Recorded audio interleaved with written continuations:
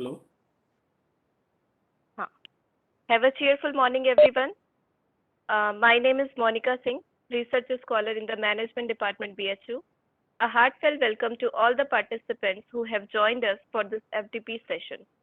Further, on the behalf of the institution, I extend my greetings to the session speaker, Mr. Raghuram Raya, who basically belongs to the IT service sector.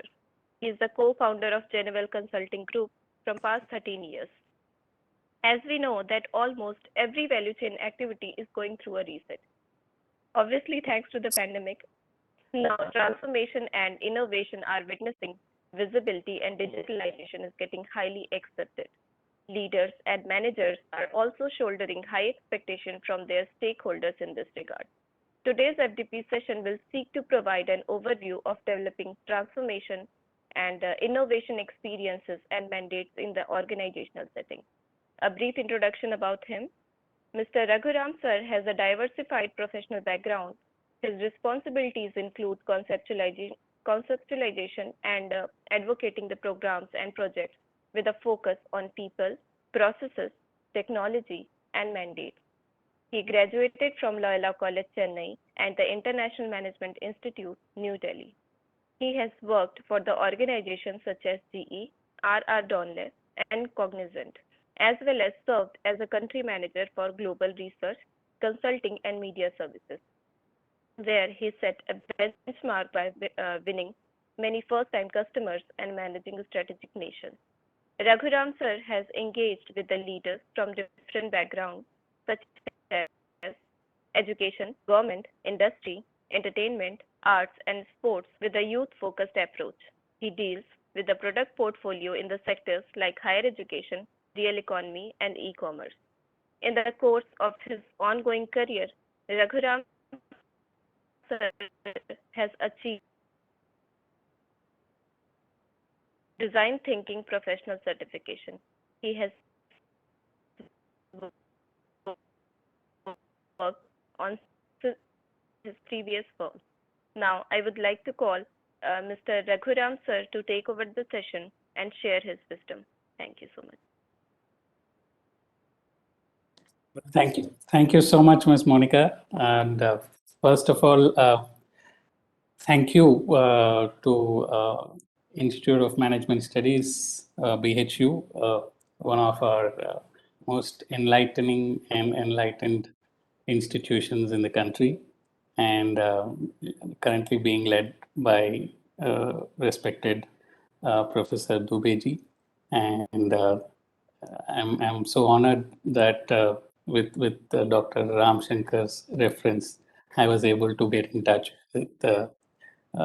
Prabhakar, who has been so kind and accommodating, and having invited me for this discussion. It's a privilege, and as I was telling you initially, I'm a little overwhelmed to come and talk to you on the fourth day of sorts, after you all having gone through 3 exciting days of discussing innovations and transformation.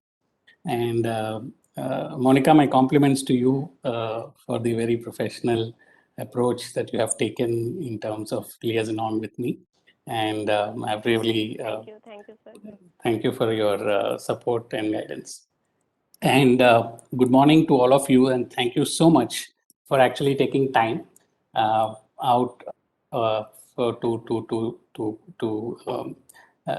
to be here today in this discussion on transformation and innovation. So before we add the prefix of digital transformation, I think the topic of transformation itself, like how Monica in her introductory comments has indicated, I think we have been through a reset of sorts, whether it is work or whether it is personal lives, thanks to this pandemic. And yesterday, of course, IIT BHU has announced that they have been developing and they've now rolled out the prototype of electric vehicles, bikes. And yesterday, incidentally, there was another announcement from the state government of Tamil Nadu, which the higher education minister announced that all the semester exams across all the universities and colleges in the state of Tamil Nadu will be conducted online. So we are seeing dramatic shifts. What all those things that we assumed to be regular routine activities are going through enormous change, and it the catalyzing effect that is causing this change is of course the pandemic. But how far are these changes going to remain, and how much further deepening, how much further concretizing would these changes shape up into, is something that we'll have to wait. I think it's pretty much evident that we are now talking about hybrid. Hybrid has become a mainstream word, just as digital has. So a brief introduction about what we do. We work with companies, especially in the small and medium enterprise segment, as well as recently we have begun to interact with higher education institutions to understand a little better about what path they could take, and we work collaboratively with them to see to it that they are able to prioritize certain mandates which they otherwise would not be able to do in their normal course of activity because of the piling up of operational work, operational duties that they are generally tuned to do. So we work with a little bit of vision setting, and a little bit to do with putting in place a strategy, and then implement those initiatives that are decided, are carved out of under those particular overall strategy. And most of these initiatives have a digital dimension, but we often consider digital as only something connected to computers and software and technology, but digital has an element, a big element of non-technical people and expectations and experiences as a key dimension, and that is what makes digital transformation a little more encompassing, if I may say that, because it doesn't only take care of the systems, but it also but it also has to do with talent, and it also has to do with experiences, whether they are internal customers or external customers. So I would welcome you to please get into a sort of a conversational mode before we get on to the slides and go over slide by slide, which would be a little routine. So since we are discussing innovation and transformation, anybody who can, because we've been through 3-4 days of sessions, could you paraphrase in your own understanding and in your own way what transformation means to you in the way you observed it? It doesn't have to be technical, it doesn't have to be technology oriented or sort of a definition kind of a thing. What does the transformation mean to you? Anybody? Good morning, sir. Good morning, sir. The transformation, as per my knowledge, the adoption based on the new requirement, new environment, new requirement by the what is called by the customer. This is the needing, actually, basically what you need for the current situation. Right. What was not there yesterday and what is there today and what might be there tomorrow. So the new requirement or the new environment in which the requirements are to be offered. Right. Thank you, sir. Great. Anybody else? Hello, sir. Good morning. Good morning, sir.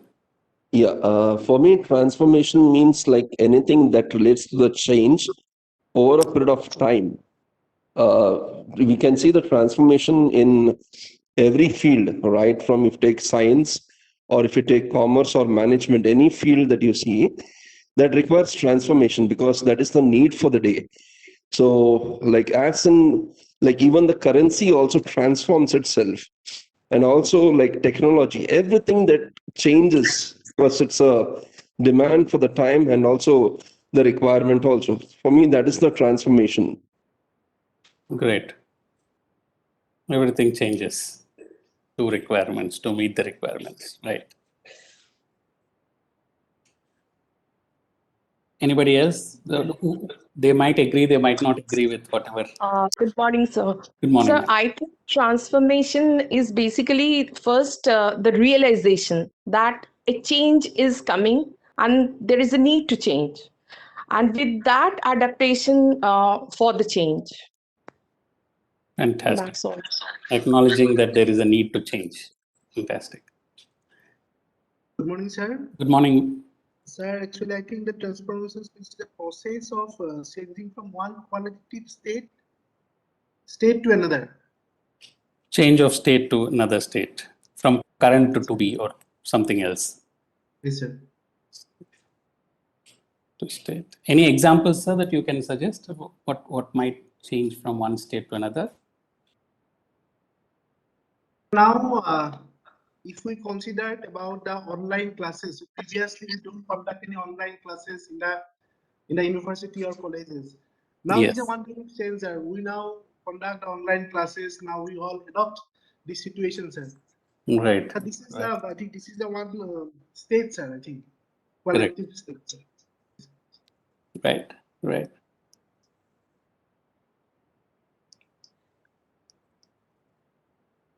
Any of the researchers, anybody probably having the topic connected to transformation or innovation management as part of their PhD?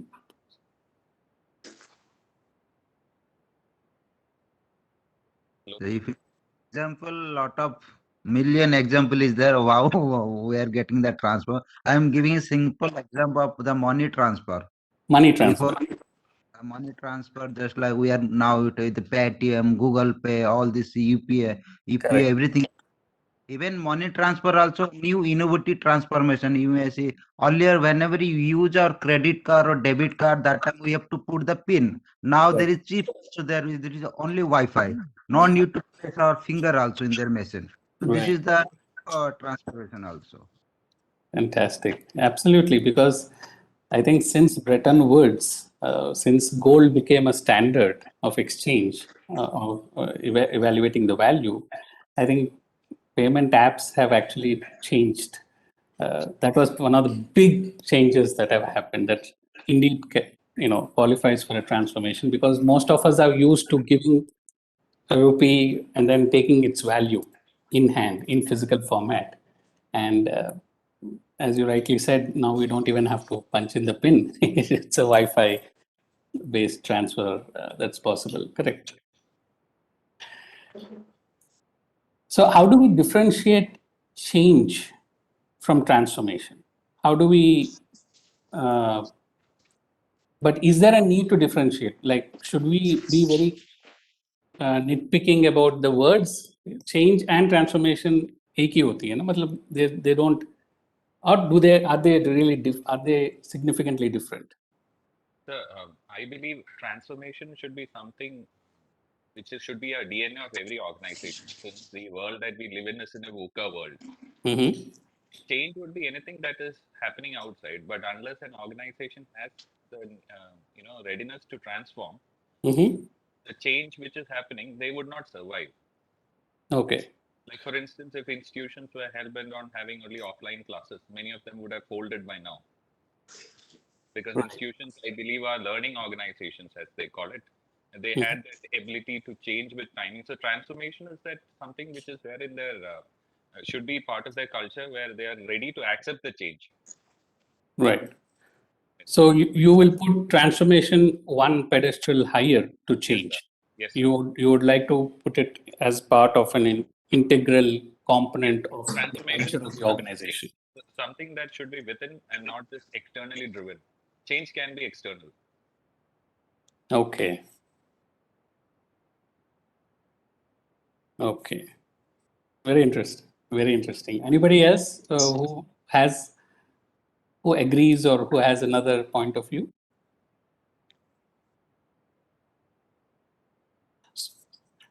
So when we say transformation has to be something that should predate or precede change, and I think we've got things like realization, the need, the need to accept that there is a requirement to change, and to change from one state to another. And I would probably peg it up a little higher, from one practice uh, that we have right now to completely new practice. I think that's transformation. So what I sense from the responses that we have got already is that transformation has a component of mindset change, and it should be at the enterprise level, not uh, somewhere outside or here and there. It should be right on at the top, at the culture that is imbibed into the culture of the organization, and that happens only when it is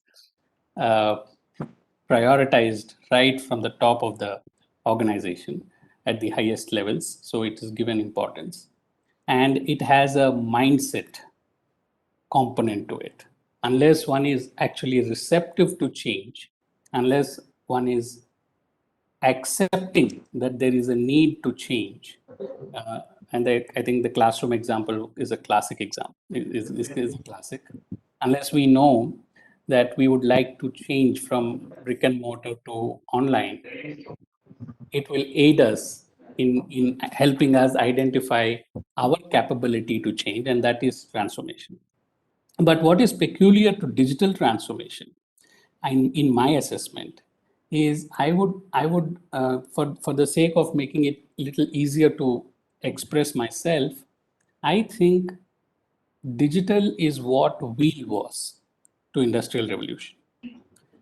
The moment a wheel got into the uh, mainstream activity frame, it kind of revolutionized a lot. Uh, automobiles, printing press, a whole lot of these things. If we look back a little bit at the economic history, I think what digital does vis-a-vis other transformations is that it's a leveler, it's a flattener. What I mean by that, it brings the suppliers or the producers and the consumers at the same level. Often, as you alluded to, sometimes the customers have adopted digital so much that the supply side is trying to play a catch-up game. And that is what is different and distinguishing in nature of what digital transformation is. Because as one of our colleagues just said about exchange, we don't really carry the kind of money we used to carry earlier, and that's a big change because the economic activity is happening, but there is no exchange of currency in the format that we used to since many decades. And that requires a mindset change. Credit cards, debit cards, and e-commerce was there probably from late 90s to early 2000 onwards. But then the kind of explosion in terms of the e-commerce and the number of, I think we're the second biggest, or maybe the first large country to have billions of dollars of transaction on the payment applications electronically and not through physical currency exchange right now. So that can only happen if the change is acknowledged not just within an organization, but also within the ecosystem within which the organization operates. As a supplier, I listen to my customers who prefer paying by a UPI or a credit card or a debit card. Uh, so that is not just limiting myself through change within. So far, change management methodologies and change management models were catering to internal change. Let's say, let's start with what happened from 1990s onwards in terms of banking computerization, and prior to that, railway ticket reservation computerization and network connectivity across the country. So what that did was, it internally within that particular enterprise made IT deployments in such a way that their internal processes were automated. But what digital does is it goes one step beyond. So that is where, from an enterprise level to an ecosystem level, there has been a huge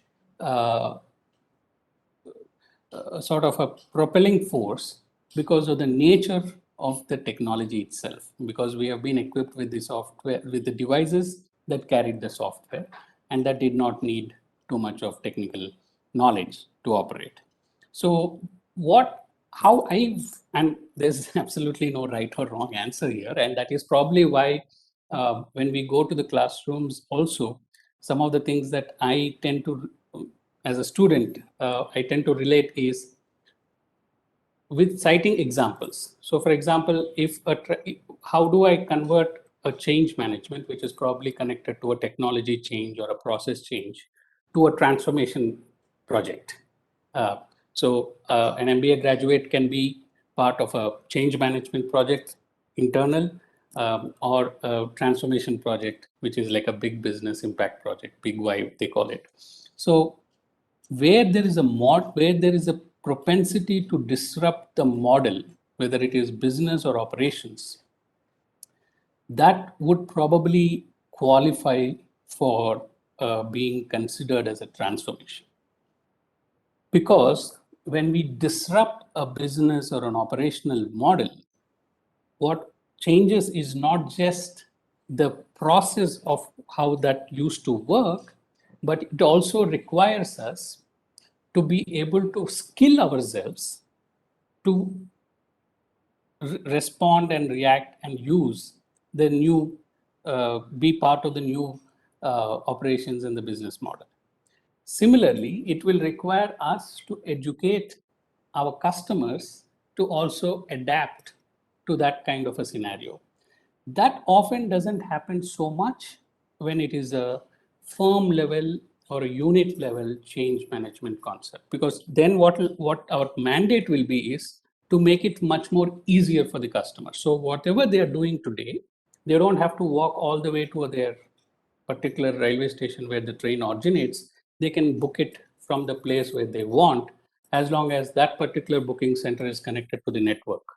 So that used to be but today you have even the Mufassil train reservations or the metro local train local metro ticketing online, and that has created much more convenience, and it has actually kind of completely changed the way consumer behaves, and it has actually disrupted the model of ticketing process itself, and it redefined the relationships, so the ways and the means of getting something done. And to a large extent, what will be, in your view, the expectation? So we have gone through a list of things as to what is transformation and what are the examples of it. What do sponsors of transformation expect in return, in your view? What is it that they look for?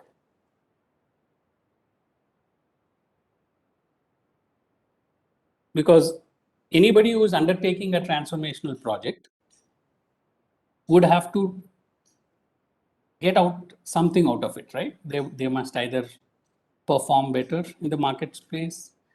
Maybe they must have to, should I give some more examples? Hello. Yes, please.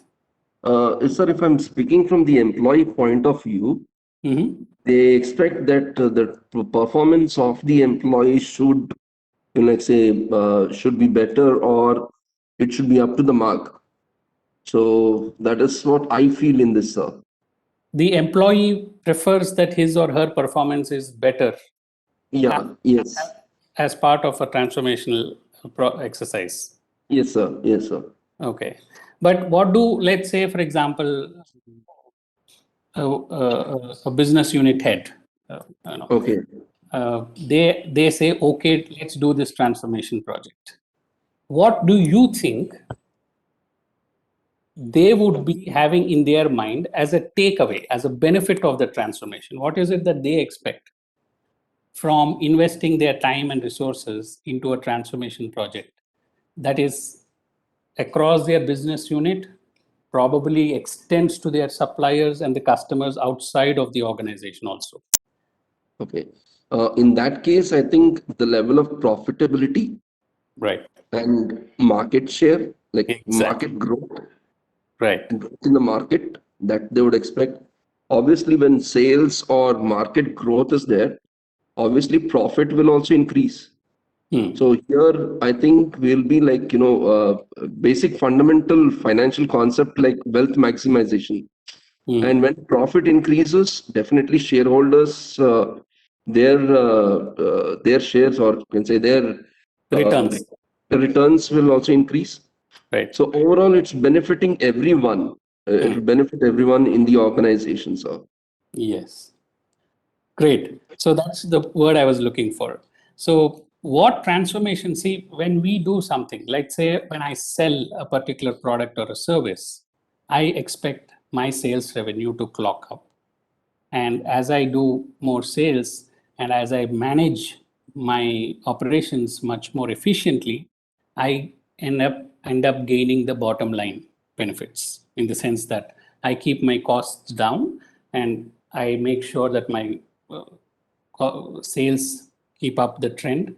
The cost of goods sold keeps reducing, thereby the margin increases, and I'm able to make more profits. But when you look at transformation, often what happens is transformation extends beyond quarters, and profitability in companies is calculated every quarterly and then filed every year.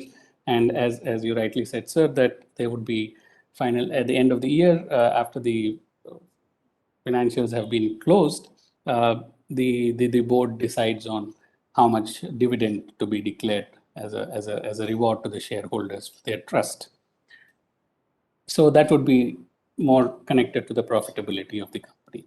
But what here transformation does is, when we take up a transformation project, often it is with an intent to create a greater market share for themselves, or even market leadership, because it goes beyond one calendar year often, and it goes across different markets, because generally transformation cannot be done piecemeal. And as a result of that, it's seen to be a huge cost, because it not only requires people to fund it in terms of putting money into it, but also take the initiative and the risk in a way to realign what they are doing for a long period of time, which they seem to be fairly comfortable with. So as a result of that, the reward is you get greater market share, and the market share benefits last longer than a financial profit kind of benefit that might last, that might vary from year on year depending on the externalities, input costs, competition, pricing pressure, economy, etc. So why are we trying to understand this is essentially to justify that transformation is a big thing. It's not same as change management principles and processes that we have come together understanding a lot, since, because that's IT industry story is all about change management. What they've been doing in analog or in, uh, uh, in writing, converted that into digitized. They digitized that into ones and zeros, and then they have used. We have evolved to a completely different software platform sort of things right now. But is that transformation? May not be, because it's like this. Instead of the ticketing, instead of the bus guy who used to write and sign and tear a ticket and give us in the bus, now they do a they have a ticketing system. They kind of punch the station code and then they give that. So the ticket is still there. Only thing is the format has changed. But there is a huge benefit. It's not a small thing. I'm not trying to reduce the impact of that change. It's a big change. But is it necessarily transformation? May not be. So that's what I think in one of the MCQs also I had referred to. Taking the example of our own university, like for example, if we have to look at IMS and BHU itself, digital transformation, what are the list of things that would qualify, that would contribute to digital transformation? Now that we have seen digital transformation, what do you make of organizational innovation? Because again, they are so interlinked, but at the same time they have their own operational space. How do you see innovation? Forget the role, but how do you see what is innovation in your view?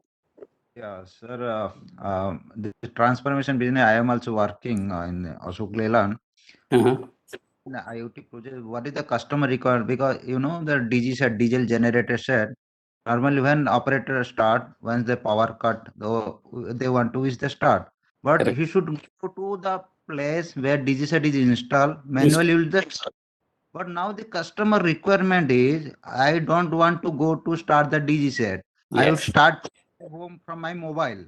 Okay, this is the innovation. So we are working on that project with taking from IT support or IoT.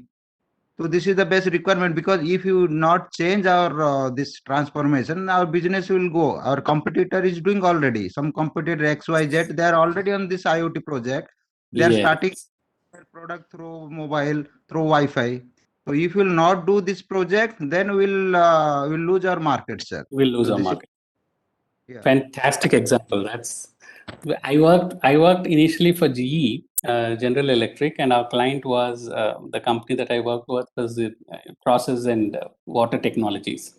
So it's something that was it was a huge consideration. We were losing markets because the customers did not want our uh, maintenance people to go and test the inventory levels of all those chemicals and all that stuff in the plant. Uh, they wanted us to install scanners and digital dashboards, so it can automatically give us at what levels they are and how can we replenish it and plan our sourcing and logistics and distribution. So that's a fabulous example. That's innovation, yes, because it's specific. There is a requirement and there is a solution to it, and we deploy that solution. The customer is happy for that particular purpose.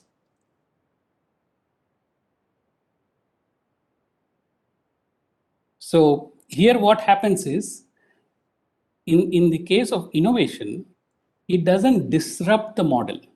So like how sir just said about Ashok Leyland, um, the operational aspect of putting on the generator is still happening. However, the mode has changed. Instead of physical person going there and clicking the button on, they are expecting it to be more convenient for them. So they have a handheld phone and they want to integrate that with the phone. So here what is happening is, it is not disrupting the model, it is tinkering the model. So वो जो process और systems हैं वो तो अभी चल रहा है, वैसे ही चलेगा, लेकिन मोड थोड़ा डिफरेंट होगा. So instead of watching movies in the theaters, we are watching it at our homes using our OTTs and on our laptops. So we are still watching the movies, but then where we are watching it and how much we are paying for it and the kind of technology that we are using for it, in the sense we're downloading those apps or whatever those are. So that's changed, and that is where that might qualify as innovation. And the OECD relates this to implementation of new organizational methods in the firm's business practices, workplace organization, and external relations. And I think that just fits to what input we just got about having to go to the customer and satisfying their requirement. So I just hope that we have been able to make a theoretical base of what transformation is and what innovation is and what change and other paradigms are. Because transformation is very loosely used for any and every project, and sometimes we tend to overplay a particular change. But why I'm being a little more particular here is because I'm speaking with uh, uh, very accomplished and enlightened educators, because educators don't generally give the leeway to be liberal with how we define and how we articulate the subject matter.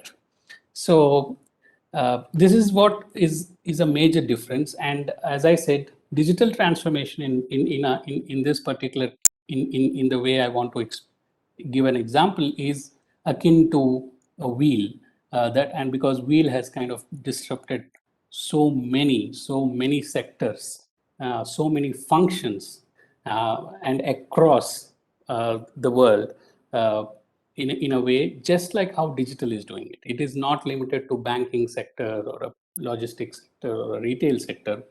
It is across all sectors: entertainment, health, news, politics, communications, name it, education, of course. So it has disrupted all sectors, all players in the ecosystem, and brought about a completely new realization, as somebody actually pointed out, that there is a new change. And so, is digital transformation an option? For most of the people, it will not be an option. However, an interesting fact is close to about 85 to 90% of all digital transformation, big transformational projects actually fail to deliver the objectives they are intended to deliver. So that is another very peculiar and very significant data point. And I would request you to please spare some time, and I will probably share this note as well after this discussion, because that is where the talent and the tact, as educators, we have the talent and the tact potential to leverage. So what is it that an analyst who is a graduate, recent graduate, MBA management graduate, or a management researcher, how can he or she contribute as an analyst or a researcher to a transformation project in an organization which is facing a very high odds of actually not succeeding in the mission that it is set out for? And this is not our, this is a data point from McKinsey, which I will share with you, which you can look at and find out why it is. Because often what happens is the leadership at every level of the organization is very concerned with a lot of operational details and the quarter to quarter and yearly requirement, because that's how they are measured. So for example, yesterday's announcement about all semester exams across all universities and colleges except the final year exam, for the final years, except for the final years, all the other students will have to be conducted online. Now, did it require only a pandemic to do it, or could it have been done much before? Because we had the exact same technology even before the pandemic, but we didn't choose to do. That's the reason why. This is just to cite an example as to why it becomes a little difficult for the leadership at the corporate level to be able to focus themselves on the transformation, because this transformation is a big deal. It requires a very high level of commitment at the leadership level, and it requires not one or two consultants or intelligent people coming from outside of the company and giving advice on what needs to be done, how it has to be done.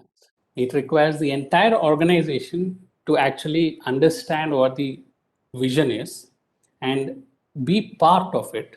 Oftentimes, what it also requires is a good number of people that we have right now doing certain work will have to consciously know that they will not be required to do that work. So there is a fear of possible non-utilization of those people who we have.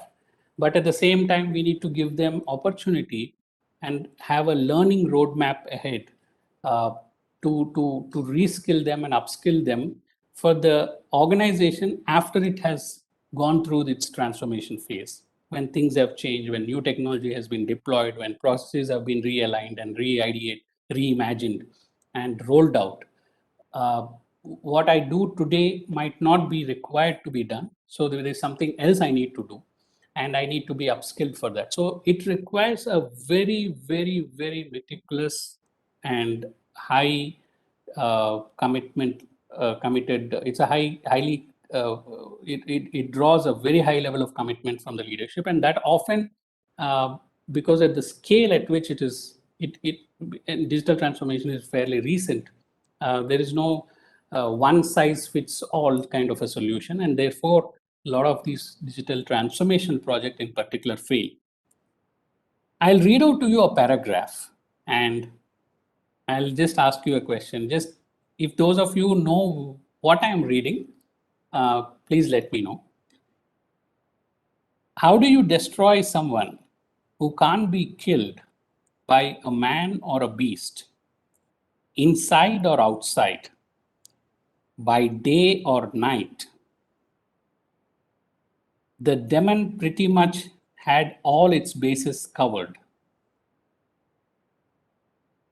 So Vishnu took on the Narsimha avatar to bypass the boon.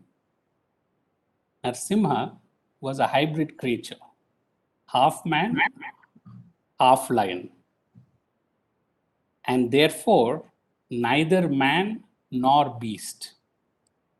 He killed Hiranyakashipu at twilight, which is neither day nor night. He killed him in the courtyard, which is neither inside nor outside. And he killed the demon by placing him across his knee, which is, and tearing him apart, circumventing the terms of the boon that he could not be killed either on the ground or in the sky. Now, this is what is called an innovative algorithm. Does anybody have anybody come across this kind of a description or a paraphrasing? Who do you think, in what context this particular paragraph would have been said? It's okay, even if you guess. Yeah, this is killing Hiranyakashipu by Lord Vishnu, Yes. grandfather. Yes. Yes, you're right. And anybody heard this before it being spoken? Yes. Yes, Okay. it I is think in, somebody did. Where? it is in Bhagavat stories. I think we have this. Okay. Okay. No. I concede. Yes, it has. It is in our Puranas, no doubt about it. But in the more official context, No, sir. Actually, Morning, sir. we all know the story, but it was never represented this way. We never Okay. thought of it. Okay. But I would also share this note with you. This is not me saying it. This was said by Mr. Anand Mahindra of Mahindra Group in 2008. In 2008, which if you remember, how many of you remember the Satyam saga? Yes, sir. Ramalinga Raju confessed himself, and then finally it was in doldrums and Old Tech Rams and Mahindra took over. Tech Mahindra had to take over. Correct. So it was after that process that he was invited for NASSCOM 2008 summit, leadership summit, and he made reference to this particular line or a paragraph, with reference to the need to reinvent and to ideate and create business models that are designed to transform our organization. So there are two ways to look at it. एक कुछ हो रहा है और हम we need to buckle up and we need to transform. That's one thing. Another approach is you design your business model in such a way that it is its innate quality, or somebody referred to actually the culture part. Its innate culture itself, there is a automatic design to transform from from time to time. And when you say transform our organizations, it doesn't just limit in a non-personal kind of an entity. Procedure badal do, systems badal do, employee handbook badal do. ऐसा नहीं हो सकता है. There needs to be a people focus. There needs to be a process focus. There needs to be a stakeholder focus. For example, our suppliers, our logistics providers, regulatory agencies. These are all people who are actually going to be interacting with our business organizations. And there needs to be also an execution focus, which is our own people, the middle level management people who will have to execute the policies and the vision of the organization. So in the context of IT industry, Mr. Anand Mahendra, very succinctly, but in a very clear-cut manner, I did try to articulate why it is important to transform. And even Lord Vishnu had to transform 10, 12 times to actually to customize himself to the situations that warranted him to act in a particular manner and act in the context of a certain set of constraints, if I may say so, without any disrespect to the spiritual or the religious part of it. But this is a very powerful conceptualization of what it is, and I was just searching through for the purpose of this discussion, and it's something new for me as well, and I just made a note here. So there's something called hermeneutics, HERMENEUITICS. So basically, it is a study, understanding, and interpretation of an ancient text. The more, and I think prior to 10 o'clock, just a few minutes before 10 o'clock, we were having a chat and somebody said we were going to be we're expecting something new to be told or something. So I was just thinking, there is so much, we can take from already what has been already, what has been not just believed or said, but also documented. For example, Arthashastra. So the Kautilya there says you need to take an inside-out approach to management. First, you manage yourself, and then you go to externalities. And the transformation exercise, the methodology, if you look at it, even I think you might have gone through design thinking principles and all that. It all talks about the empathy, idea, vision, commitment. So the whole excitement with which, if we have a paragraph or a particular reference material, and then you try to see how it maps into the current and then how you can project it to the future, I think there's a lot of excitement students in particular would have, because they have huge scope to dig into these kind of details. So for example, in our ultra modern management paradigm that is actually evolving on a daily basis as we speak, there is a lot of reference to mindset, the mindset, and then I think UX, user experience, the customer experiences, and also the impact, the whether it is customer or the social or the market impact.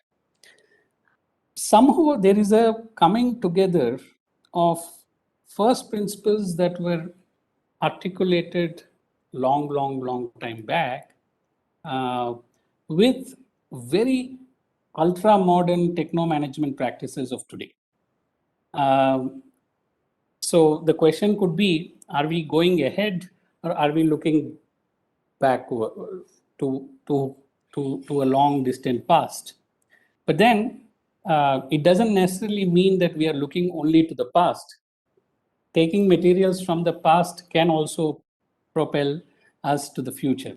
So, and I think one of the things that I had come across when I was doing my MBA was where Kautilya in Arthashastra, if we equate the king and the state to an organization in today's context, he says it's a social unit.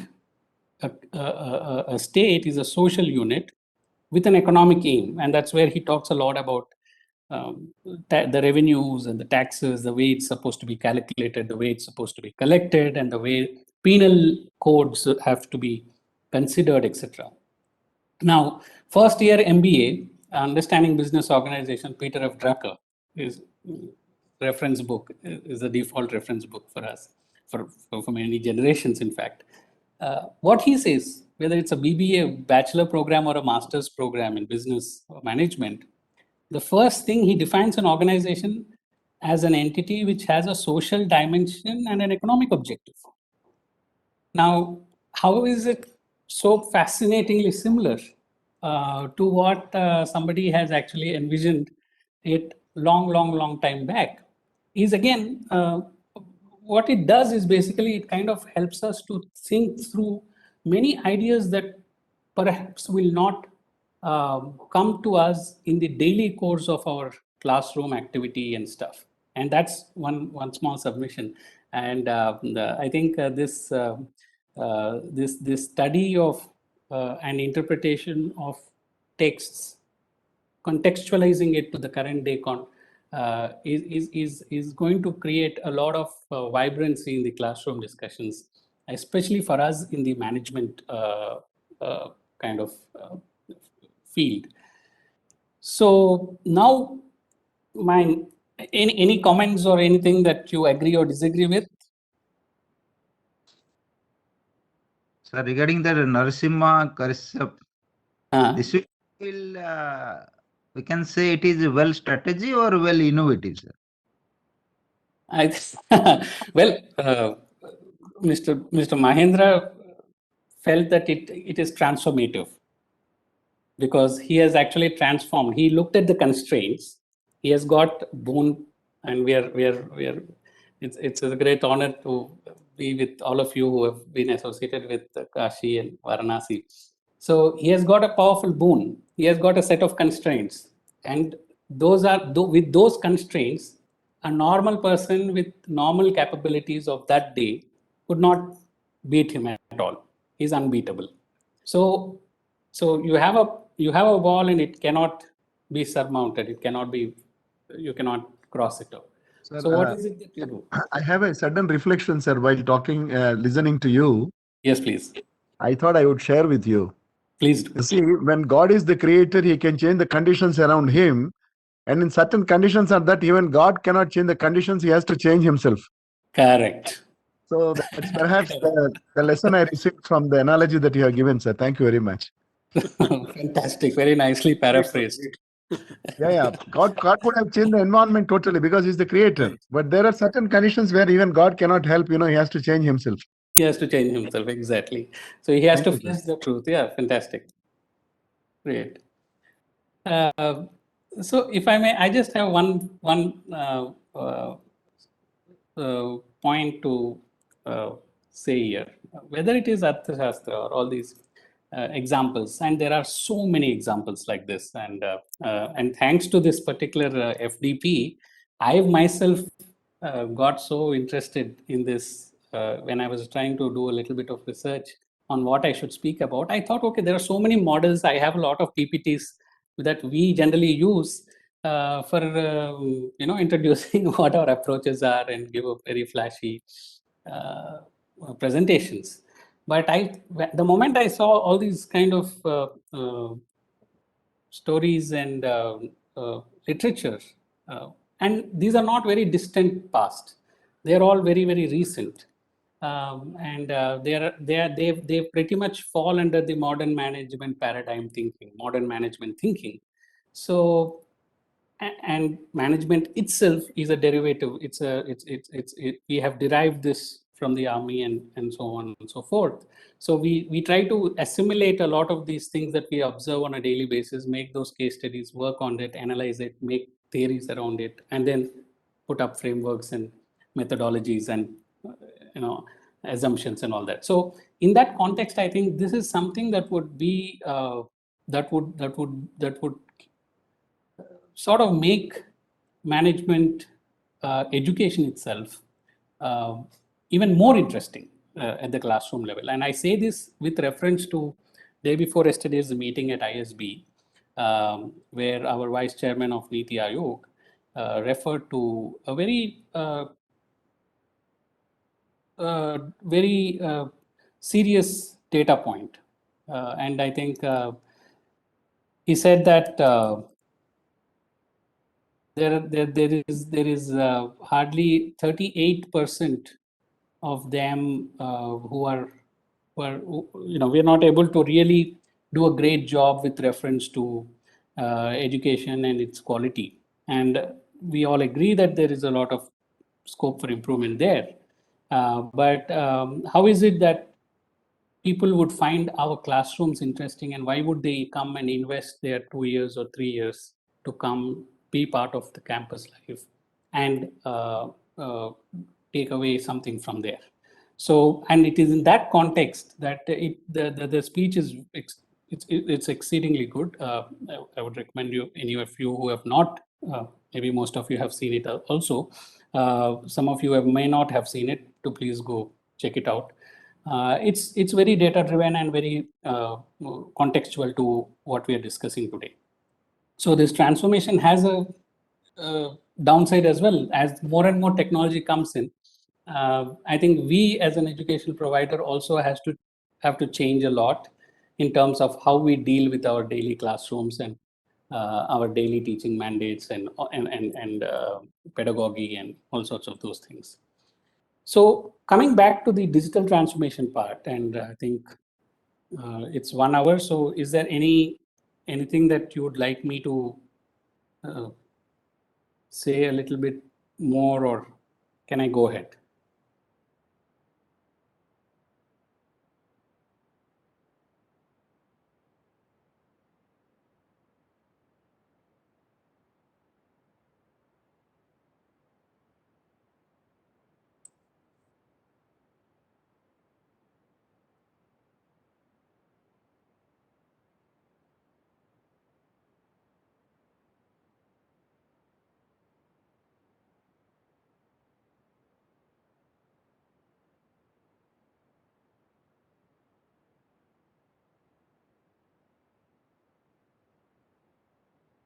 Sir, I think it's perfect the way we are moving ahead.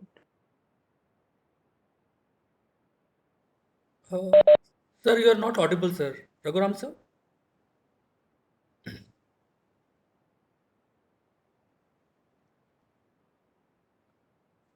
Hello?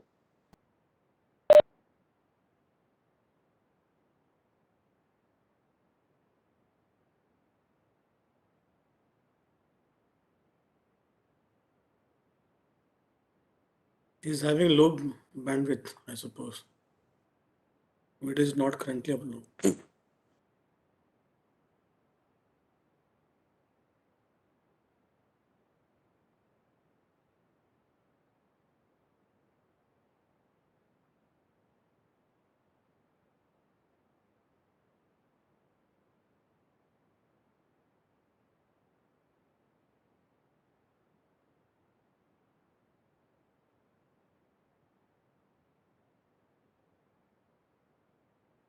Yeah, I think, am I audible now? Yes, yes. You're audible. Right, okay. So I didn't realize. So I think it went on, there was some network issue. So is there something that you would like, anybody would like to say or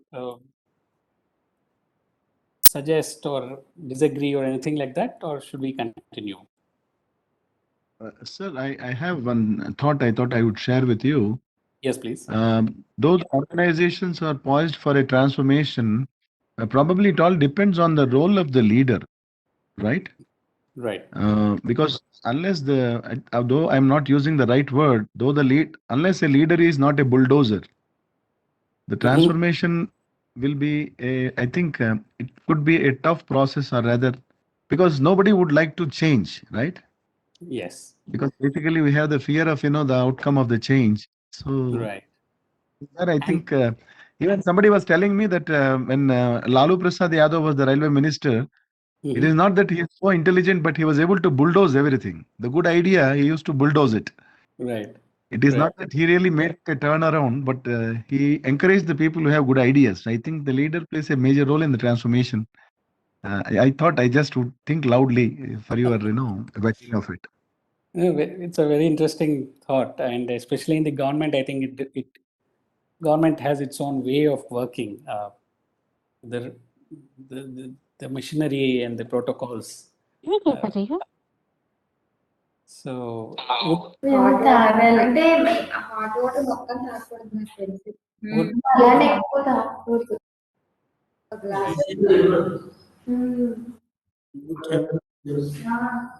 KPS. yeah. వీళ్ళకి So తెలీదు నా సర్టిఫికేట్లో నా బార్లో నేను వెళ్ళి కలుపుకుంటే ఏమంటారో నాకు తెలియదు ఎందుకు వచ్చింది కన్వర్జేషన్ అని నేను లైక్ తీసుకున్నాను I think మ్యామ్ అవి కట్ షార్ట్ చేయాలేమో I think somebody clicked on mute. From your side, sir. Ram, KPS.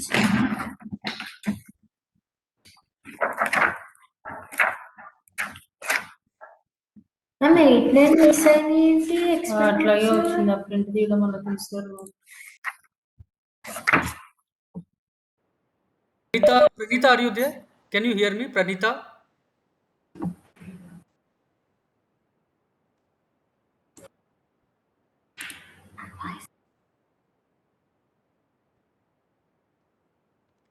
Yes. Yeah, that's all right.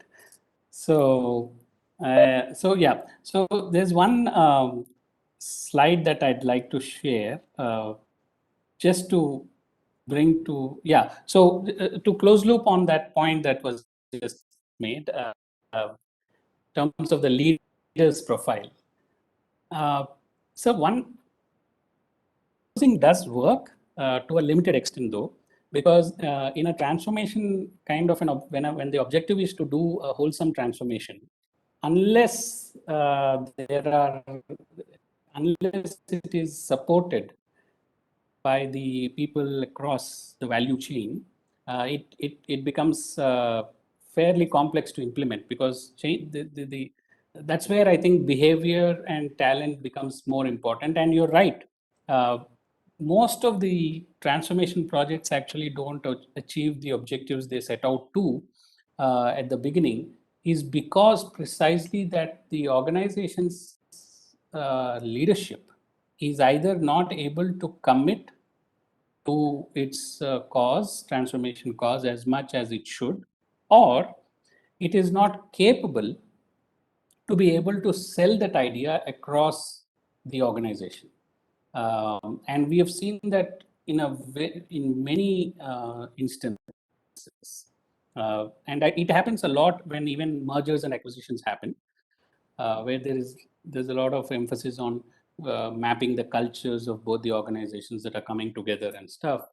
So beyond the procedures, the normalizing of the bands and the salary levels and all that stuff, the identity of the organization and the culture frame of the organization plays a lot of role in defining how successful these transformation projects are.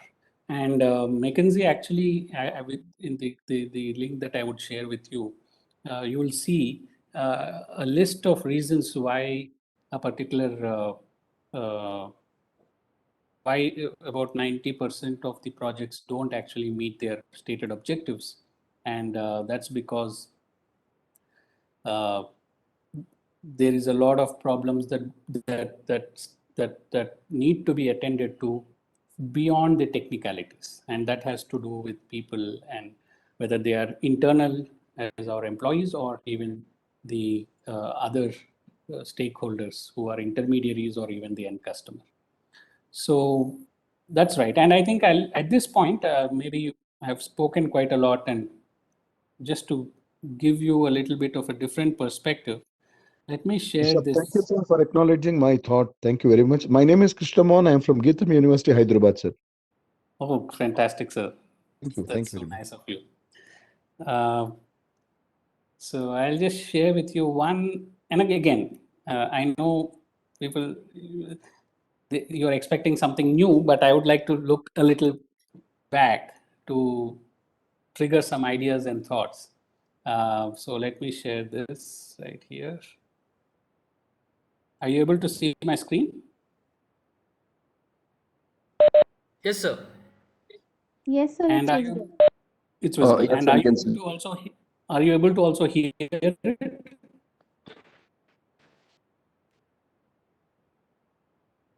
Are you able to hear the No, sir. No, we cannot audio? hear. Can hear you, sir. Okay. Okay. No, the video, the audio that's No. coming out of this particular, No, that we that cannot you're not hear. able to hear. You're not able to hear. Yes, sir.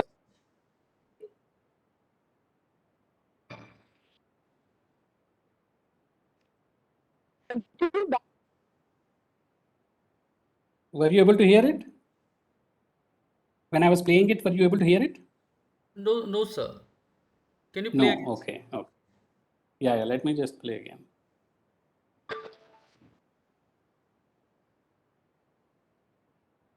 Two batchmates from Harvard. Yes, sir. You're able to hear it, is it? We could hear and but it stopped again. No. Then I'll let it play then. Okay. Is the volume okay, or should I reduce it? Is it too loud? No, no. It's okay, right? Okay.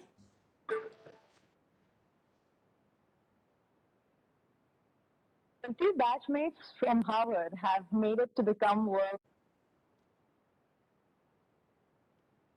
top leaders, running companies that are multinational. Steve Ballmer of Microsoft, Anand Mahindra of M&M. They join me to discuss what will be the future of technology and how India will use it to make some good business. Thanks very much for joining us. We're actually speaking at a time when both of you are back from your travels and things are not looking good on the way. That's Europe. Is the crisis going to make it very difficult for technology ahead? Well, whatever happens in the economic markets isn't going to make life tough for technology. We continue to move our industry and our Microsoft. We continue to move forward, to innovate, to make new products. Now, will there be as much money to buy them? I don't know. We'll have to see what happens. But the pace of innovation isn't going to get slowed down, in my opinion, by whatever might happen in the economy. That's true, but technology depends often sort of driven by what happens in the economy. To what extent do you think that's going to be fluctuating in this? It's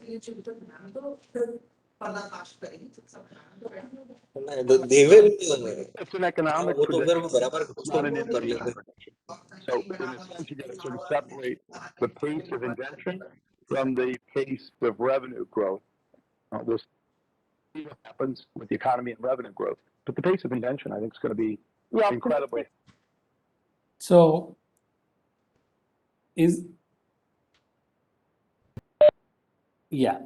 so you listen to the gist of it, right?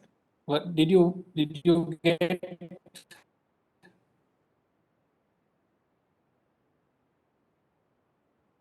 It was former head of Microsoft, Steve Ballmer, talking with alongside Mr. Mahindra, and he refers to three things. One, he differentiates the progress of innovation from the pace of economic growth. So one of the assumptions that if the economic growth is high, the innovations will be high, is something that we can tend to understand from him, that it's perhaps not so aligned with each other. And here I have a question. When we talk a lot about innovation, we have to be innovative, we have to be ready for change, and we need to change and all that. So in your view, what goes into innovation? Should we invest and just wait for it to show results, or are we investing to make earnings out of it? By nature, innovation in an organizational setup? Does it happen more from, okay, let me spend X amount of, let's say I have 10 crores for this quarter. I'll spend 10 crores for this 3 months towards innovation projects, and then let's see what happens. If nothing comes back, it's fine. So that's like an investment mindset. I have 5 crores and I'm going to spend 3 crores on it. And I need to, by the end of third month, I'll have to make sure that I have a projected revenue of 15 crores from this investment. That's like earnings mindset, right? So in your view, when we look at innovation that happens within an organizational context, what will be the mandate? Sir, as an entrepreneur, every entrepreneur know what he has invested return on engineering they should get from the return. But some of the organizations still is there. They're working for the sociology. They need how to help peoples. Some of they work on their innovative side, yeah, to capture people's requirement to provide the better solution for our environment. Okay, but some of the company they need on only return on investment or return on engineering. What they invest in their R&D, they should get bigger. Business portfolio they require.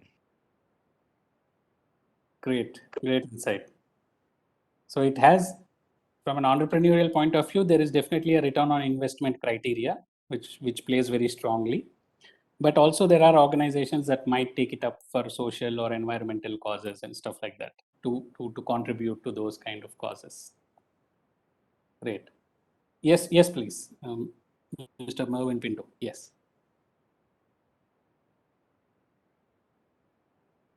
Or did you raise, I think I see some raised hand.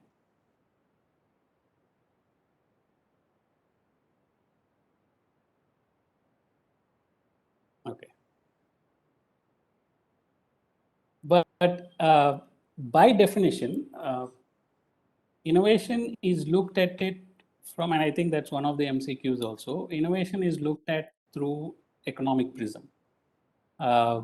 Because at the end of the day, there is a cost factor to it. And so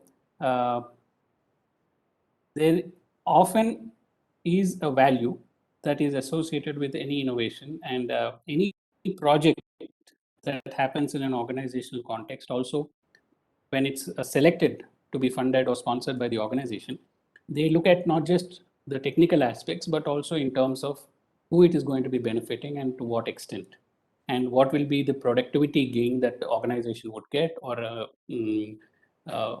would we be able to do something better regarding the customer interface, or getting close to our customers, or getting better or deepening our customer relationships, because that has again a sales impact or a continued advantage of the customers to our organization.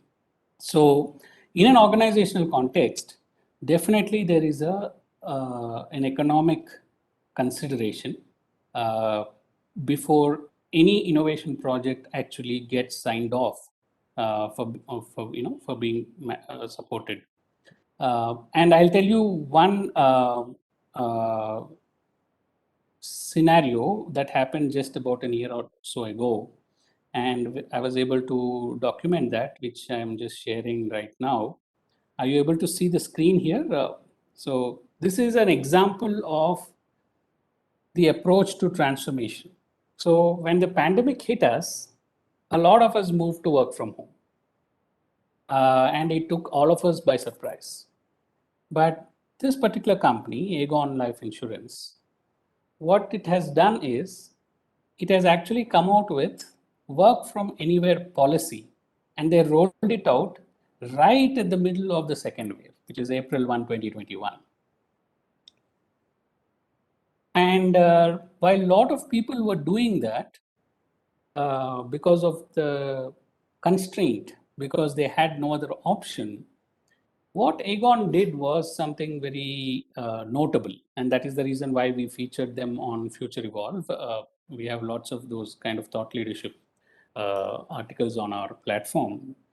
the link of which is provided at the bottom of the slide. So without digital innovation, the impact of the pandemic would have been harder.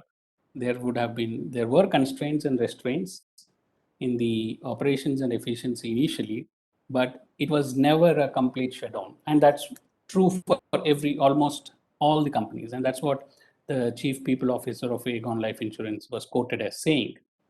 But what stood peculiar, and that is where methods and approaches that management talent actually are known to specialize in, they have actually done a company-wide workshops and analysis to understand what are the work hours that their people are putting in. And they have come up with a concept called core hours, and that replaced their work hour concept.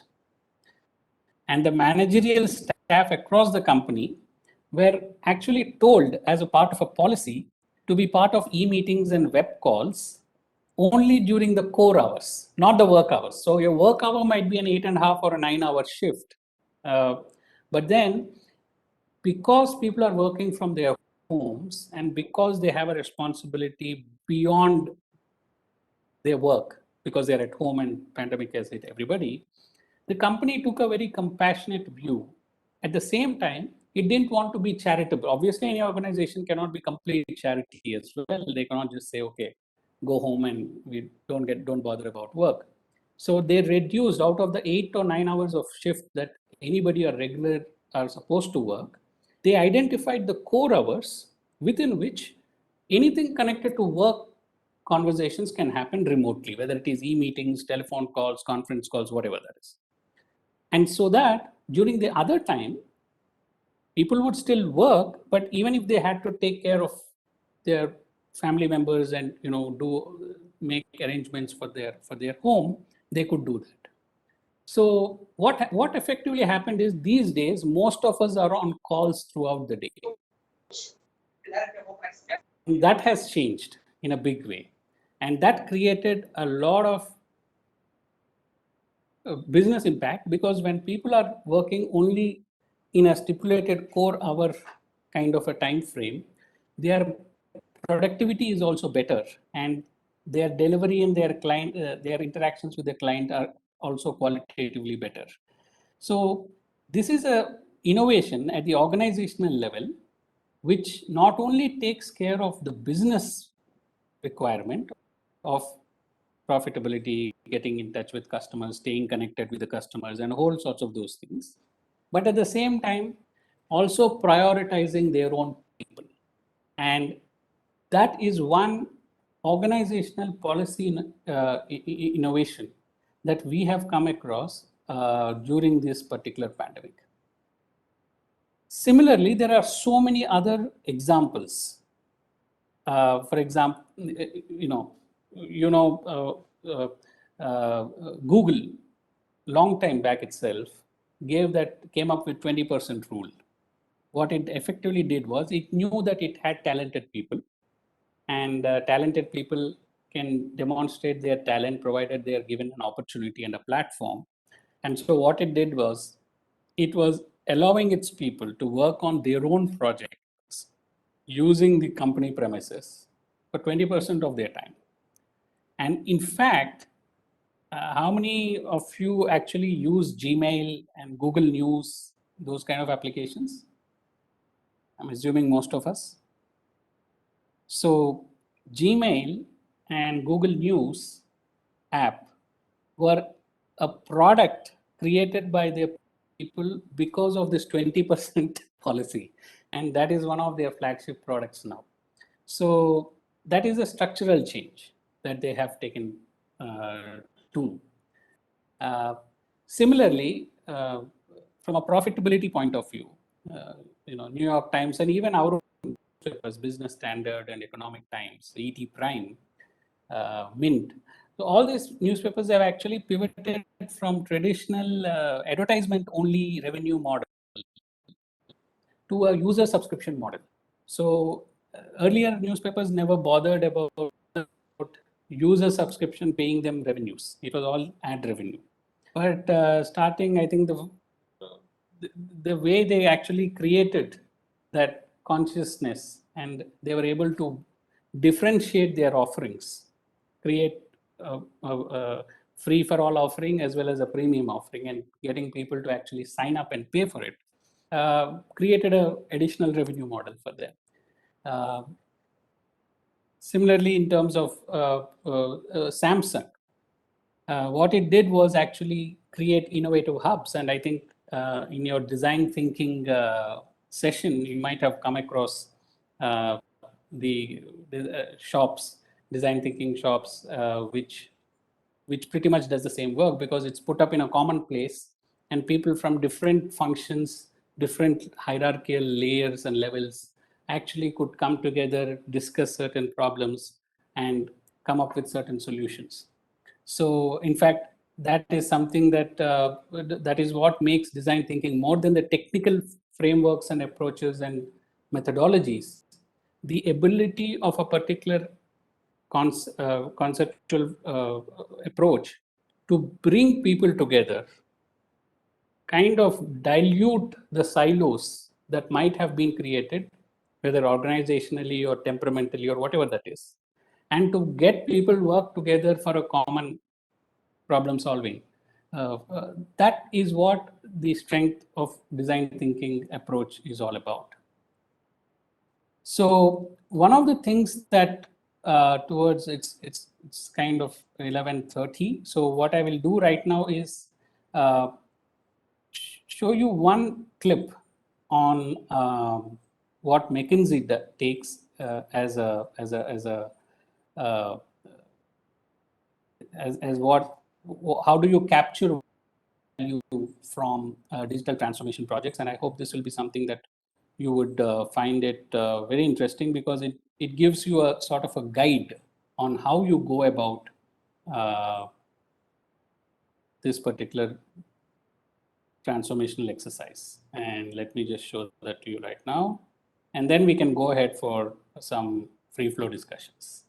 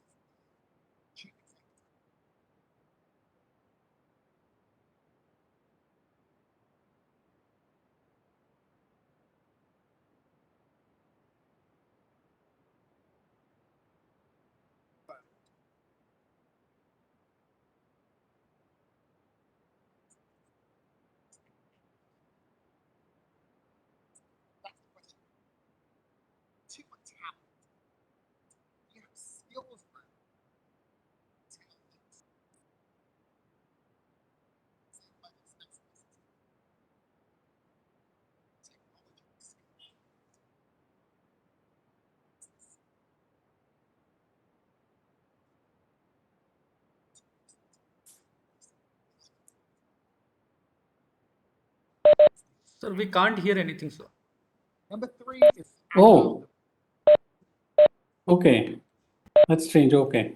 Okay. So basically, these are the 6 questions that would define or that would help any organizations to understand. Are you able to hear me now? Yes. Okay.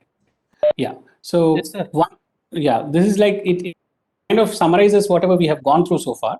Basically, one business-led technology roadmap that McKinsey identifies. So it cannot be one, okay, I am a chief technology officer, so I would like to come and implement a technology ERP solution, and that's going to be our transformation. No, it has to be supported by the business, which is supposed to be the leadership. And it has to be valuable to the business. Only then will they give that commitment, whether it's just in terms of not just funding, but in terms of the leadership commitment that you would need for any organization-wide initiative to succeed. Then the second part that they talk about is talent.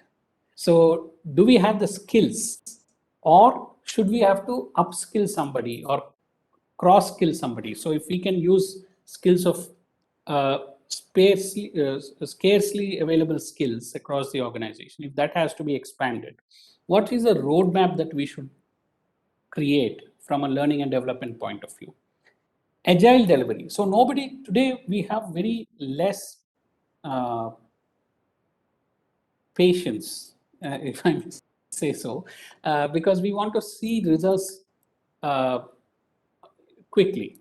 So, and it makes sense because you don't want to say, okay, we are doing something for 2 years, and then after 2.5 years, we will show you what we are doing. No, that doesn't kind of work. It's not very palatable to both the stakeholders as well as the sponsors. Therefore, agile delivery is something that is now, even I think, from the point of view of how governments around the world, including the Indian government and various state governments, have dealt with the COVID pandemic itself. They were looking at certain data points and they were recalibrating their policies around that particular data points. And that's agile policy. You don't have one policy for like, okay, 3 months, this is how it is. It's going to be 2 weeks, 1.5 weeks till the end of the month, and then till the next 2 weeks, next 1 week. It's small milestones along the way. Therefore, it gives that faith, it gives that visibility of any, okay, something is happening in the organization, some changes happen. Technology and tooling. So this is like we are there on the field, but we also not we have commitment, we have understanding, we have the skills, but we also need our gadgets. So unless that particular part is appropriately dealt with, and this is why this is important, is because this is a complete enterprise-wide initiative. So it's not like one team is going out, so give 10 laptops. No. If the entire, like for example, in the earlier, like for the in the case of Aegon Life Insurance, they have actually literally said you can work from anywhere. Just imagine how many small offices, how many home offices it had to be set up, how much of software licensing costs they have to incur. So all that tooling and technology enablement also is of equal seriousness, and that's where the investment comes in. Unless the leadership gives you that commitment, and unless any transformation manager or a leader puts up a project that brings that kind of commitment from the leadership, this becomes really difficult. And then data. So what is peculiar again with digital is it has huge data capabilities. How are we using the data to be able to transform and enhance our transformational project and enhance our approach to our transformational projects? That's the fifth. And the last one is adoption and operating model change. We need to be open-minded, like how somebody said in the beginning of the discussion, that we need to be open-minded to change. So what that means also is you completely say, okay, whatever we are doing till today, it's done and dusted. Now we have a new operational model to adopt. Unless that level of confidence is not given to, and this is not, again, it's not like somebody in the top gives one instruction and then the entire organization automatically conducts itself in a completely different manner. No, it doesn't work like that. We are human beings. So we need to learn. If it's a new system, we need to understand the system. Somebody has to be able to help us out. Somebody has to clarify our doubts. They will clarify our doubts. They will train us. They will put us back in our seats. We will start working. We'll get some more questions. So there must be a follow-through, follow-up process. So why is this important for any management group or a management skill set, people with management skill sets? Because there is so much of planning, and it is not a single criteria, single variable. There are multitude of variables. There is a cost impact. There is an impact in terms of how it's going to affect the customer delivery, how our organization's delivery to its customers. So beyond all that, there is also resistance to change, as somebody just pointed out, which is very true again. It's not easy to change what we have been used to doing for a long time. So unless all these things are completely clear and answered in a very emphatic manner, digital transformation success becomes very, very, very dependent on these answers. So the idea to reinvent, look more, instead of looking outwards, actually in any transformation exercise, we intend to look inwards. In fact, the Genval's logo itself points to internally. Generally, the fashion is to show arrow upwards outside. But the whole idea of what we do is to actually see, we believe that, let's say we take the example of Banaras Hindu University Institute of Management Studies, and let's say that is one of our, we are working on it, identifying transformation potential. More than me coming and telling what IMS BHU has to do, there is already so much of internal intelligence, so to say, that is backed by years or hours of experience. So it is, the answers are often inside of the organization. It is just that we don't have enough infrastructure and the facilitation to be able to listen, compile, collate, and make sense of them in a very structured manner. So that is why inward looking is very, very essential part of any transformation exercise. Because once we work with our internal stakeholders, the message of our transformation will get communicated through that to our external world. It's like this. We put a job advertisement, HR department puts out a job advertisement promising a lot of things.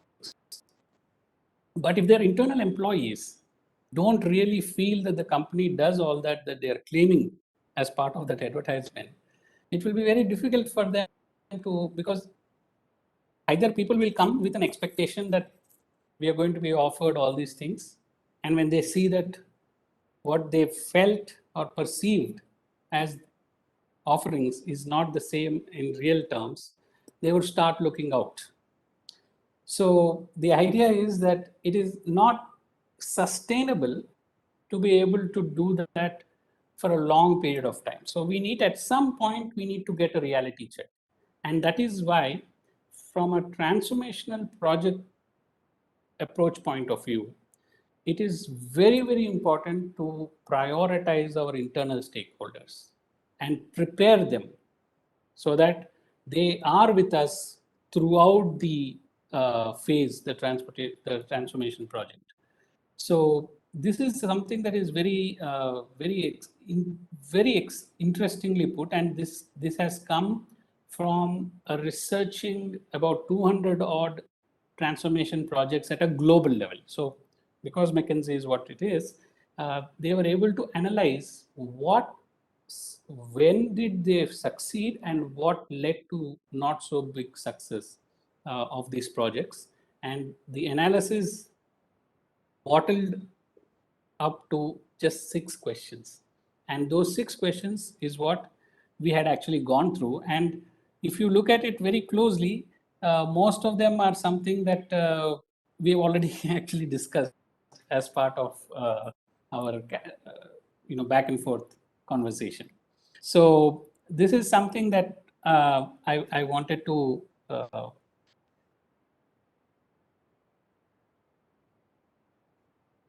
you in terms of merging the transformation, digital transformation approach and what it is, and also combining that with the organizational innovation piece.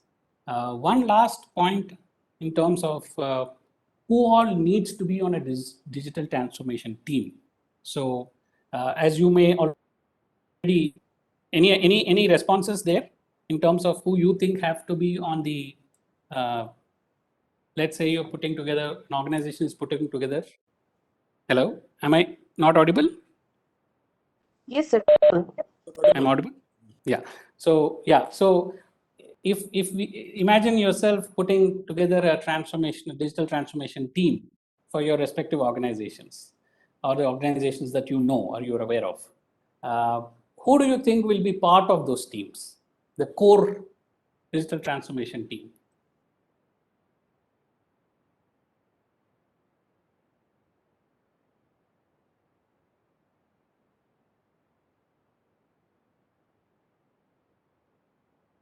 Any? Excuse me, sir. Yes, please. Yes, sir. Sir, it may sound too nice, but I would like to give it a go. So, Please. for, so firstly, we should have those people on the board who know the process inside out, because this process has to be transferred. So we need to know the loopholes and what are the various bottlenecks in the process, which we can digitize. Right. Then secondly, we need to have a effective as well as efficient technology partner or technology consultant on board who could who could help us with digitizing the whole thing. Right. And thirdly, we should have internal customers also on board also, so that we could reinforce our feedback loop and make the process a lot more agile. Fabulous. Now, where are you from and what do you do? Sir, currently I am doing my master's in operations management. So Great. Fantastic.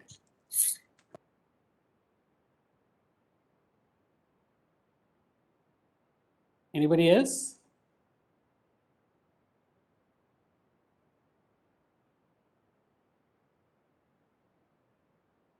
How about, so the transformations actually cost, right? They don't come free or they don't come cheap. So how about somebody who can finance it? Yeah, ground level staff, somebody, the employees, okay. So I think that is internal customers. Will it be at the ground level staff and employees?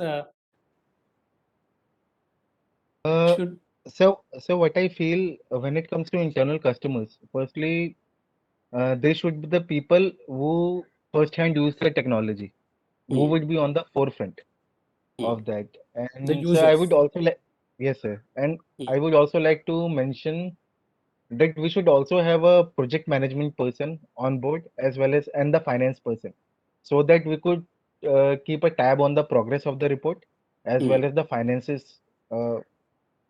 Vis-a-vis, we can compare it with the value addition and see the ROI.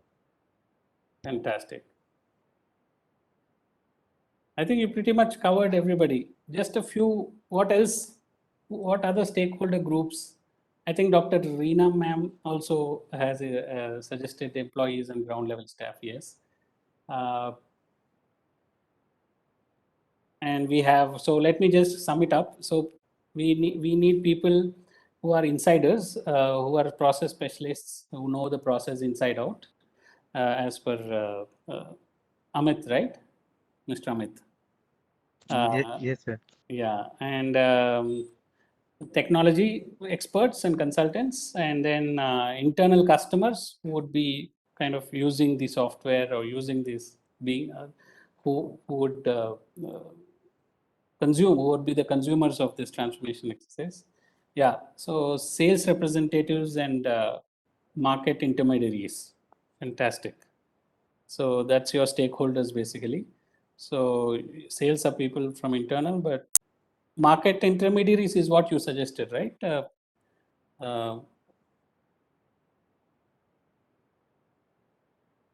Yeah. So your distributors, wholesalers, resellers, whoever those are, logistics providers, project management experts who can keep a tab on how the project is progressing, and also the finance, somebody from the finance who can keep a liberal view to fund your project. Anybody else? I think this is a very good group of, I think, cross-functional people,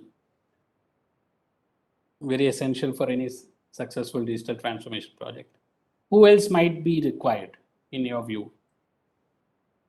What other tasks? So we we have pretty much covered the doing part. There's one more part that is left out. Like, do you need somebody to keep talking about this project, what is happening, how is it happening, what is the success so far, what is the progress so far, what is the plan ahead? Who will do that?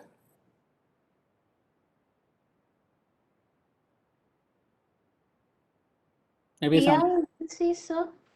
PR agents, right? PR agencies are external people, but maybe we can use internal leadership. Communication is one. And also in terms of our marketing and communications department, right?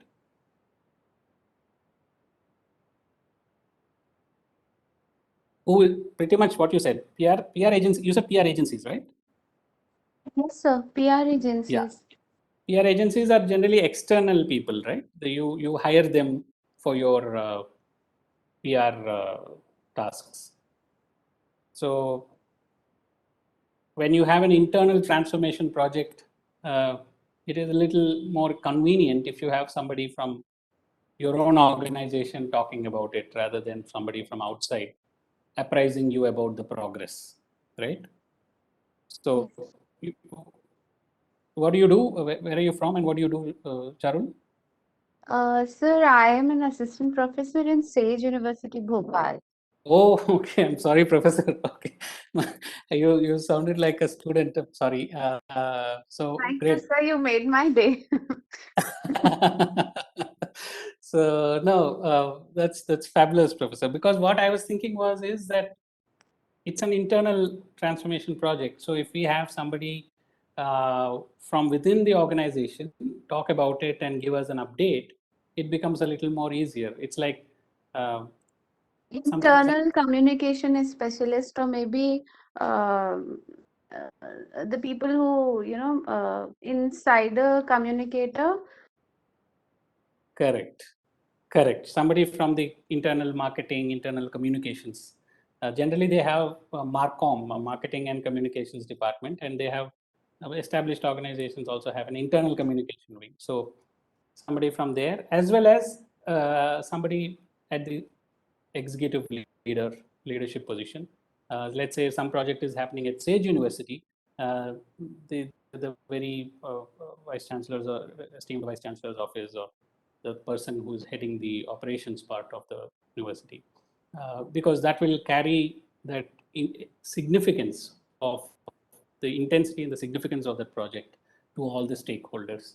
And yes, I think I've got a couple of more internal audit and quality assurance team, very essential. So this internal quality and quality assurance team generally, the audit and quality monitoring is built into the transformation project approach itself. And I think that's a very valuable addition. Though internal audit teams are very they're very stern. They're not easy people to. They don't get pleased easily. So and yes, and but if that passes muster beyond internal audit and quality assurance team, then definitely yes. And then administrators, yes, at the top level, and strategists, yes. So I think we got a fairly good team. CRM, yes, the from a very important again, because we need to keep the customer relationships alive and going. Sir, Yeah, R&D department also, sir? absolutely, R&D. So those are all the functional. So those they come under the insiders that we call, what Amit initially started off with. Various functions, R&D, internal audit, the customer facing people, the sales people in particular, because they need to be very clear on it, because any confusion in the ranks, in the sales ranks, will not be good for the organization. They need to be taken into confidence. And we also have project management experts who can keep monitoring the project and with a single-minded focus, coordinate stuff. That's very critical. And the finance supported by, again, the executive leadership, because these are not petty cash or petty expenses. They are, any transformation projects runs into fairly high billing. And so your normal finance approval processes may not be very conducive. And so you need to have somebody at the level of this. Absolutely. So across the organization, single point of contact to coordinate. And so basically what your internal Marcom team will do is they will have a SPOC who will be working with the Marcom team, internal team, with Professor Charul has suggested, to pass on the messages and to also get the feedback of what's happening right, what's happening wrong, and stuff like that. So the team composition is very, very important in terms of the SPOCs. I think we have very valuable insights in the chat box. So anybody else that we missed out?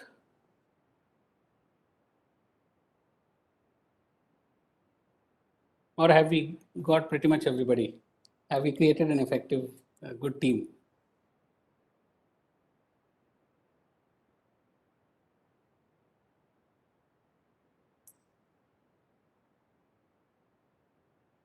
I think we've got everybody. That's why nobody's saying anything.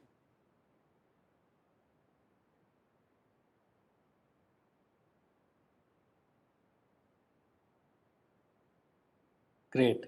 So I think, yeah. So maybe in the internal thing, I think we'll have to take into confidence and have a designated person from the people function as well, HR, because there will be policy, there will be a lot of impact on how the organizations are structured, their policies are structured. So, so just imagine all stakeholders, sir. Okay, fine. So that's very, very important that we. And if you look at it, actually, your technology. You're talking about a digital transformation team, right? Core team, and technology is only. Absolutely. No. What happens, I think Shri Girishji has actually asked a question. What happens if the transformation is spread across multiple locations and divisions in the organization? Digital transformation in particular and general business transformation are by design supposed to be across the organizations, across all its locations. If it's a global company, then right from its headquarters to its manufacturing plant partners, if they are subcontracting it to somebody else in different countries. It has to go through everybody. And so you will have your site heads, you will have your every site looped into this project. There will be a steering committee, there will be a team that will be kept appraised of what changes have happened so far, what is its impact, and what are the changes that we are planning to roll out as part of the roadmap.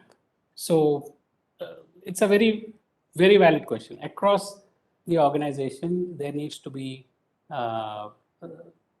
clear-cut communication and update so that people don't rethink. See, the idea of this transformation project is it's like that example that I cited. Vishnuji has. Yes, I please. have one question about that. Yes, please. Previously, I was working with Hindustan Aeronautics. Okay. Yeah, I worked with them. And there was this digital transformation across all the divisions spread all over the India. Mm-hmm.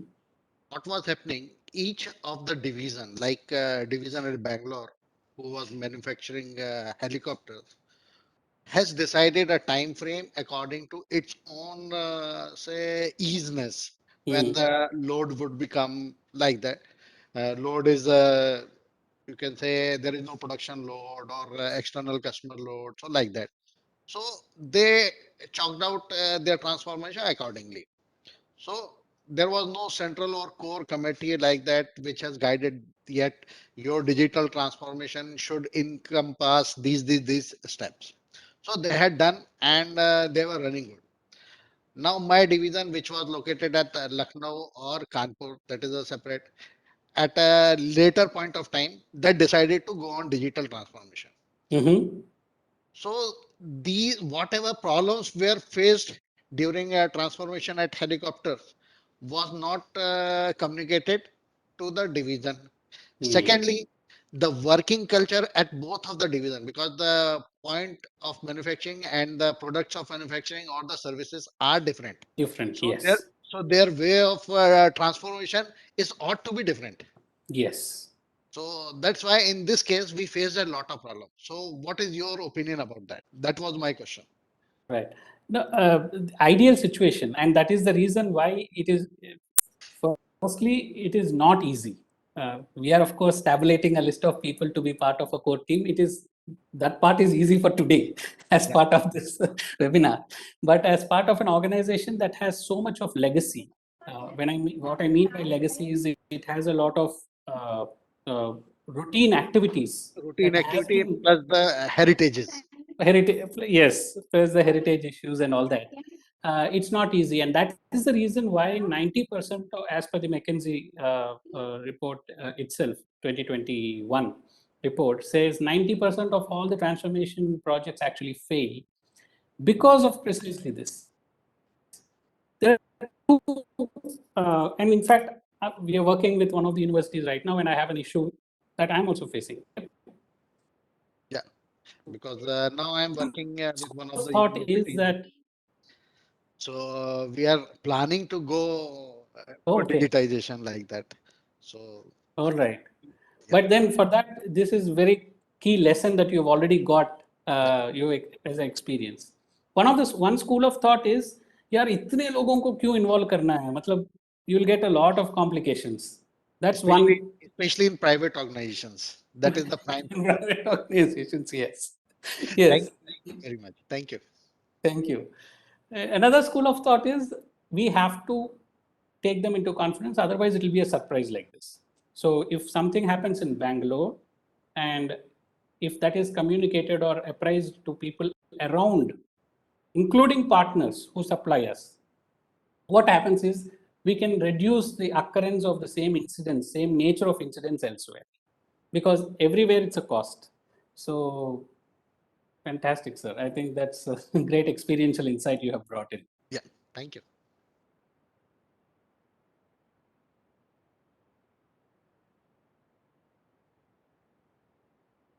I think that's very well covered team because the idea is that we should, I think these examples that we have just discussed only point out to the need for us to be able to empathize with people across the organization, but in a very structured manner, drive the project, taking everybody into confidence to the extent that they need to know. Whatever is must know information for everybody, they have to know.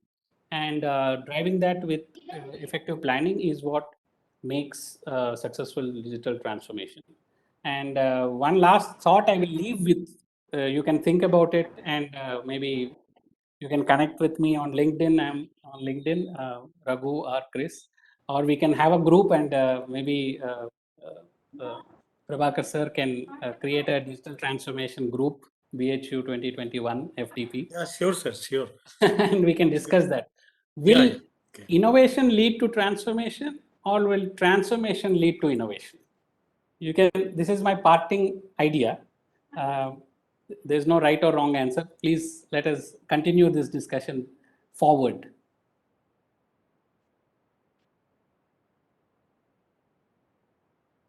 Offline, maybe beyond this FDP. What? Yes, sir. So if we talk about transformation and innovation, so basically they work in a self-reinforcing loop. There are times when transformation leads to innovation of new kind of technology because it provides a platform where cross-functional people come and interact. So new ideas generate, which leads to generation of new technology.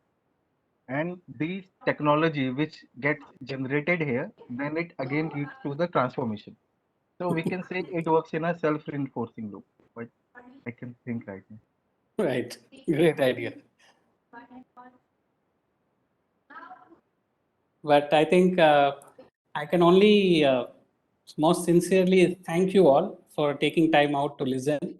And again, to Dr.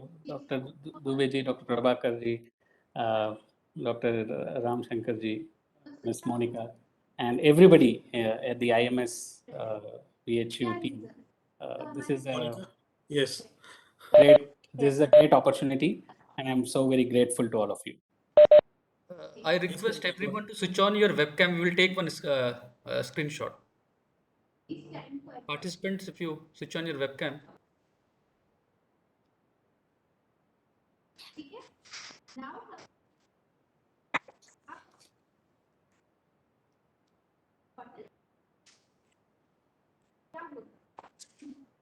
Some more participants? Dr. Reena Bran. Amit, if you switch on. Amit and Reena. Dr. Reena and Amit. Or anyone else?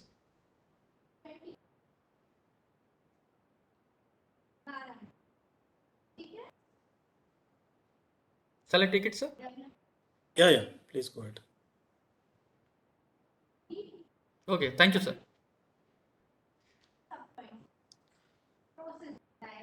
Amit has put on his camera, right?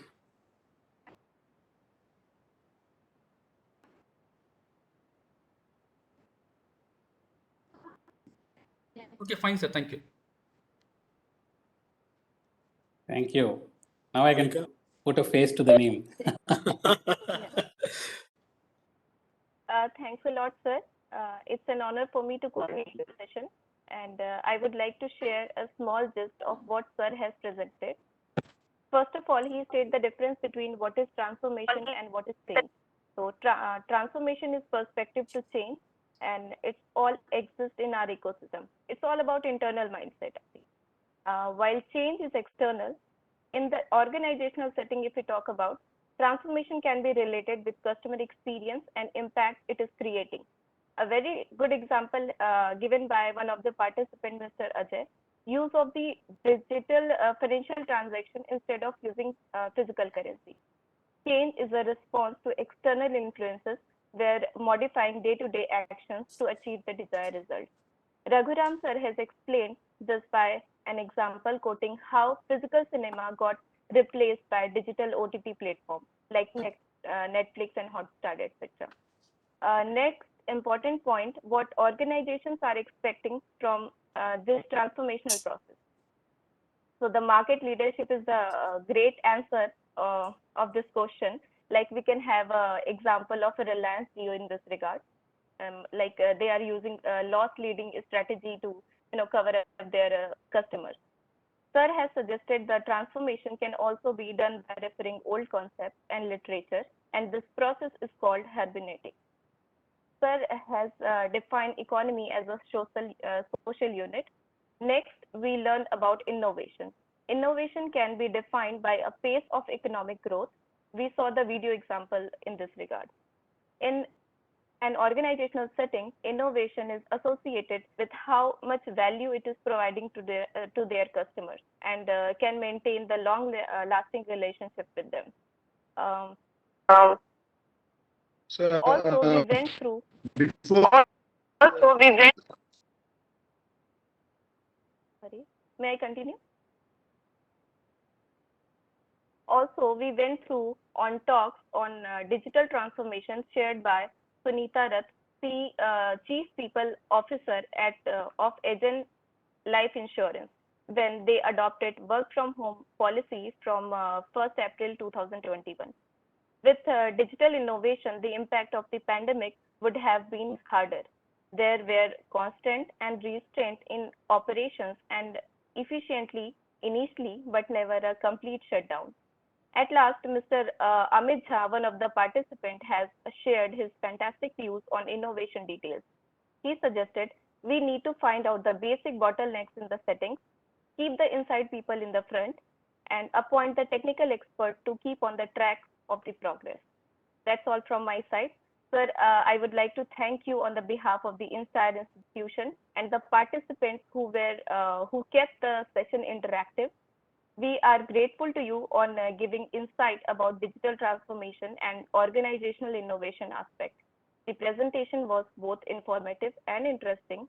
We sincerely thank you for taking out the time from your busy schedule and provide us creative and comprehensive solution in the respective area. Thank you everyone for your time. Thank you so much, sir. Thank you so very much. It's a great opportunity. Thank you, Monica, for celebrative vote of thanks, I suppose.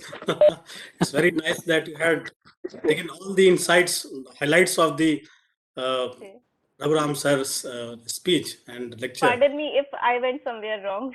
No way. Not at all, not at all. Dr. Great job. Rajkiran, We appreciate your efforts. Dr. Rajkiran, am I audible? Yeah. Yes. Sir, because this particular session has really created two new paradigms of research. Right. One is transformative innovation and innovative transformation. Both the way. Yeah. Nice take. Two sides of a single coin. Work on innovative transformation and transformative innovation. So this is what, sir. Thank you very much, sir. It's because that our expert and our participants both were equally interactive in that and creating this, coining these words. That is more important. Absolutely. Thank you everyone for your interactive participation. Very much. And I hope we will continue this in times to come. Thank you Yes, so much, please. Raghuram sir. Look forward to that. Thank Thanks you. a lot. Namaste. Thank you, Krishna Mohan sir. Thank you. We'll now depart.